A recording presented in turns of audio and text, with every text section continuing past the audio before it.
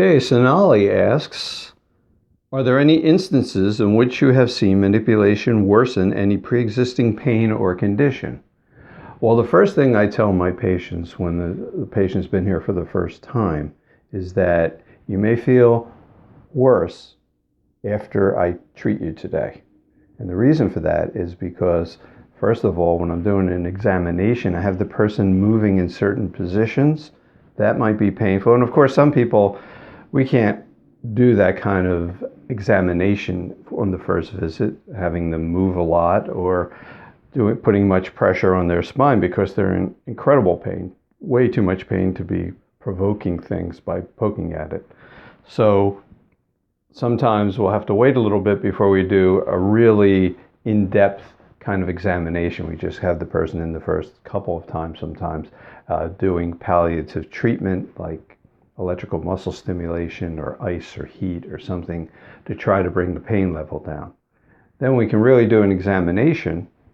Sometimes it will provoke pain because I'm poking in areas that are already irritable and we're having people move, and that may cause the pain to increase there. And then when I do the treatment, when I do the adjustment, often I have to work right in the sore area. So I'll have to push on an area that's already tender and get a joint to move. A lot of times that causes relief right away as you get the pressure off.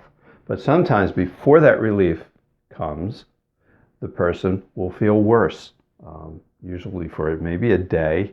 And the proof is that I've gotten the right area, that I've done the right thing, is that generally when that flare up of the pain, so say it goes from a level 6 to a level 7, and then after that subsides, after the irritation from being just poked and prodded and adjusted goes away, it might be down to a 4 or a 3 sometimes. So that is the proof I have that I really worked in the right place. And sometimes people will have a muscle reaction to an adjustment. So you have a quick movement that occurs with an adjustment. Not a lot of force, very little force, but there's a rapid movement of the joint, which causes the joint to move a little bit. So when that happens, the little muscles that are right up against the spine, and they're not even an inch long, some of them, they're there mostly for support of the joints as opposed to moving the joints. Usually it's the bigger muscles, the more superficial muscles, that actually cause most of the movement, if not 99% of the movement. The rest is these little joints just, okay. I'm going to pick up where I left off.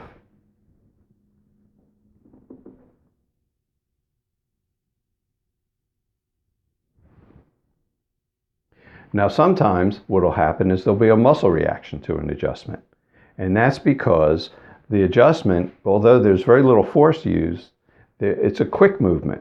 And that will sometimes cause the spindle cells inside the muscle. So inside the muscles, there are these nerve endings. And what they do to protect the muscle, they'll send a reflex back through the spinal cord, back to the muscle, where that joint actually, or rather the muscle, is being suddenly stretched. And it's that rapid stretching of the muscle that'll cause the spindle cells to fire, and the reaction is that the muscle will tighten.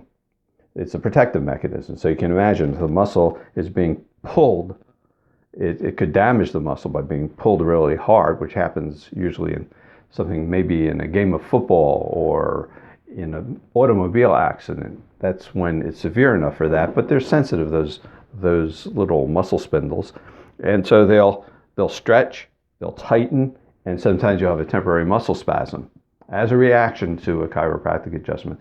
That's the most common thing. You'll get those kinds of things. If sometimes what happens, and the techniques that I use, what I'm trying to do, I'll do motion palpation on a patient. So I'm trying to find that little area where the joint is really not functioning properly, where the muscles around the joint are really tight and it's not allowing the joint to move. Or sometimes if it's a chronic problem, there'll even be arthritis there, or the ligaments will shrink so they won't allow for normal motion to happen. So what I'm trying to do is I'm trying to find this area in here and get that to move more freely.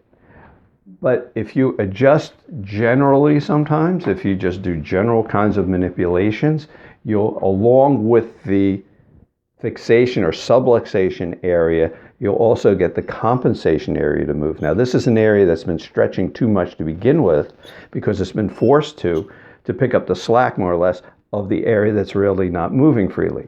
So when you have that, now when you adjust that area in here, sometimes it's already sore and you'll just make it more sore. So that's another reason that sometimes people will have a reaction to the adjustment. And those are mainly the problems that occur with chiropractic adjustments. So you have to be careful. You have to know what's going on with your patient. You don't want to get a patient who has a serious medical condition, like, God forbid, somebody with metastasized cancer that gets into the bone. You certainly don't want to do a manipulation on those areas. The odds of really causing a problem are very small, but the problem you cause can actually crack a bone. Now, I don't know, if that happens at all in chiropractic offices, it's like more than a 1 in a million shot. But you just want to be careful. You don't want people to leave your office worse than when they came in. The benefit that we have, and I remember one of my chiropractic professors back in chiropractic school saying, the thing that's wonderful, the thing that I like about being a chiropractor is that people come in off the street and they leave feeling better. You really don't get that very much, say, when you're a medical doctor. People come in sick and you give them a prescription and they leave feeling as bad as they did when they came in. They might feel psychologically a little better because they're getting something finally getting it taken care of. But in the chiropractor's office, we really, because we were dealing with biomechanical issues and physical problems, we can get those joints to function and relieve those problems. So that's